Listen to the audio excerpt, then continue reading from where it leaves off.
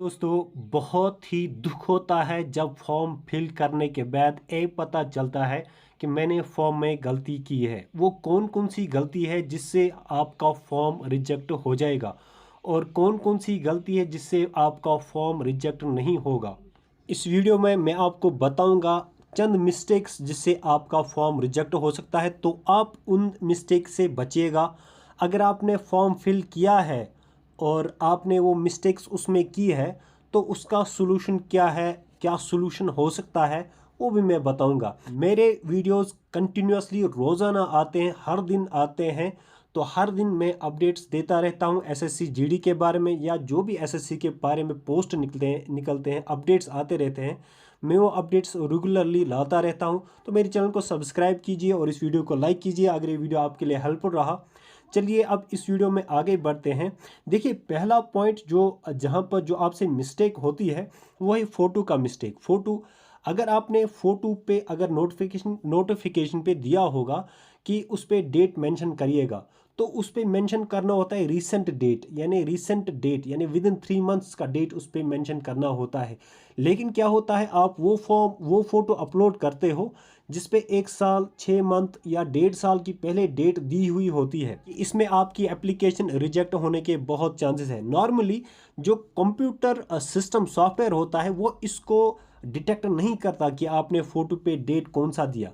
लेकिन अगर manually checking हुई, अगर जो पर्सन डॉक्यूमेंट वेरिफिकेशन के लिए वो आपकी चेकिंग मैन्युअली करता है, देखता है कि आपने फ़ोटो पे डेट प्रीवियस ईयर का डाला है, तो वो आपके फॉर्म को रिजेक्ट कर सकता है।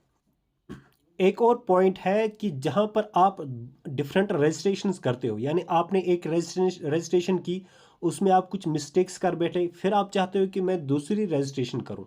हाँ, कहीं जाके आप दूसरी रजिस्ट्रेशन करके आप इससे बच सकते हो। लेकिन नॉर्मली क्या होता है, जब आपके नाम पर आपकी डिटेल पर दो दो रजिस्ट्रेशन नंबर जो सिस्टम डिटेक्ट करता है, तो वहाँ पर आपकी रिजेक्शन हो सकती है। तो ऐसी कोशिश करिएगा कि फॉर्म में कोई मिस्टेक ना हो और आप दो तीन तीन रजिस्ट्रेशन ना करिएगा, जिससे कि आपकी एप्लीकेशन रिजेक्ट कर दी जाएगी। तीसरा पॉइंट है, फॉर्म भरते समय दूसरे राज्य में भर दिया है। यानी अगर आपने फॉर्म भरा है और दूसरा राज्य उसमें भर दिया है, तो आपको उस राज्य की डोमिसाइल होनी चाहिए, उस राज्य का वोटर आईडी कार्ड होना चाहिए। आपके पास अगर ना हो तो आपको रिजेक्ट कर दिया जाएगा कि आपके पास आपने जो डिटेल दी है वो एज पर डॉक्यूमेंट होनी चाहिए, लेकिन आपके पास डॉक्यूमेंट अवेलेबल नहीं है, तो वहाँ पर रिजेक्शन हो जाएगी।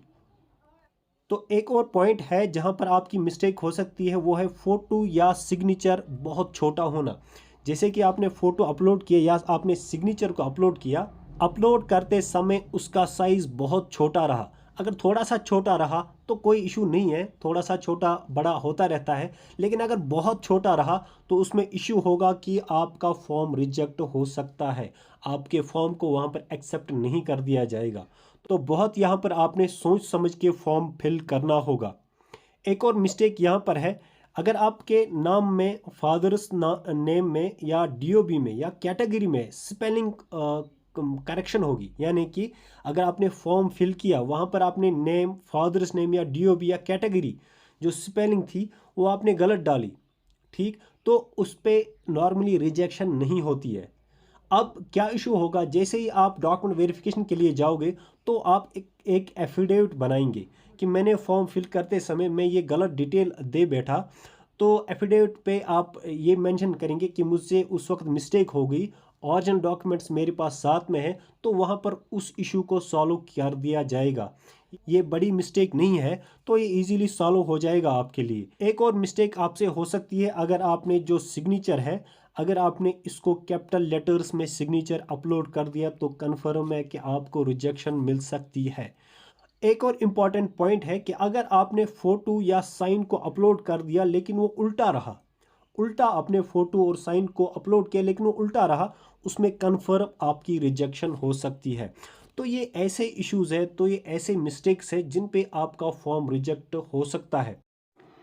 तो मेरी सजेशन आपसे यही है कि आप फॉर्म अप्लाई करते समय आप जल्दबाजी ना करें, आराम से फॉर्म अप्लाई करें, या आप कहीं इंटरनेट कैफ जहाँ पर अवेलेबल हो वहाँ पर जाके वहाँ उससे कहे कि आराम से फॉर्म अप्लाई करें, और वो इसका माहिर हो, फॉर्म अप्लाई करने में वो माहिर हो, ताकि आपने मेहनत की, आपने हार्डवर्क किया, आपका कैरियर ख़राब ना हो जाए। तो जो भी अब आने वाले एसएससी के अपडेट्स है या एसएससी जीडी के अपडेट्स है, मैं रोज़ाना एवरीडे मेरा एक वीडियो इस पर आता रहता है, एसएससी के अपडेट्स पर मेरा वीडियो आता रहता है। तो इसलिए मेरी चैनल को आप सब्सक्राइब कीजिए और इस वीडियो को लाइक कीजिए अगर ये वीडियो आपके लिए हेल्पफुल रहा। Thank you, good bye.